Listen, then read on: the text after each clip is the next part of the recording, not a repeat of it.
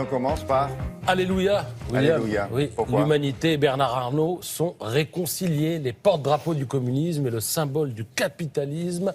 Main dans la main, ils se sont découverts une passion commune, un terrain d'entente, une sorte de no-war zone.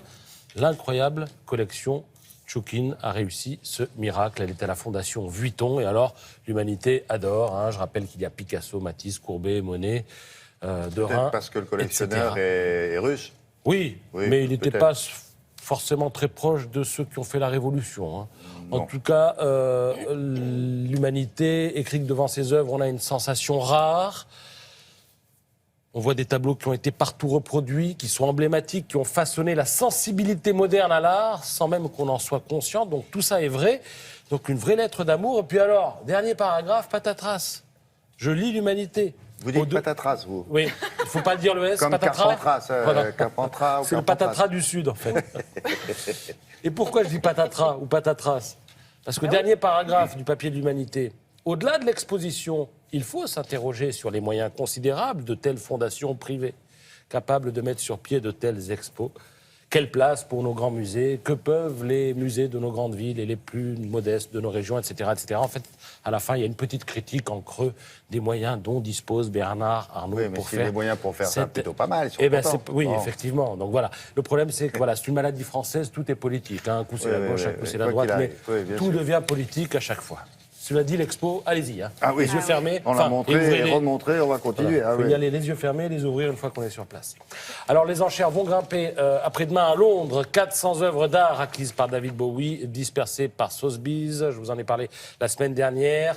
Les œuvres d'art ont été exposées pour que les gens se fassent une idée. Et évidemment, le record d'affluence a été battu.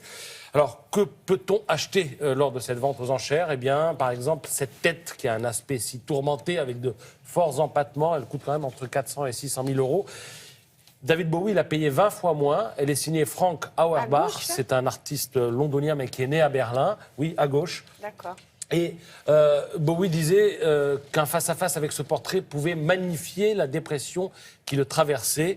Ce portrait donne une dimension spirituelle à mon angoisse, disait-il. Alors vous avez en bas à gauche, ça va plaire à Sylvie Adiga, les chaises Riviera. Elles datent de 1980, elles sont signées Michele De Lucchi, entre 650 et 850 euros. Qu'en pense un spécialiste ? Ça va, ça les vaut ? Oui, c'est une très belle pièce. Bien.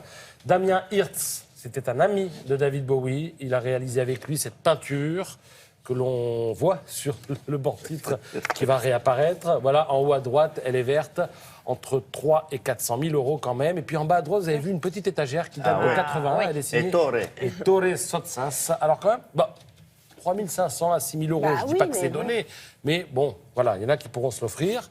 On découvre un Bowie amateur d'art à un degré que l'on ne soupçonnait pas. Il n'achetait pas forcément que les stars du marché. Et William, vous avez craqué sur l'étagère, j'ai l'impression. Ettore Sottsass, oui. évidemment, pas assez connu, cet artiste italien. Merci beaucoup.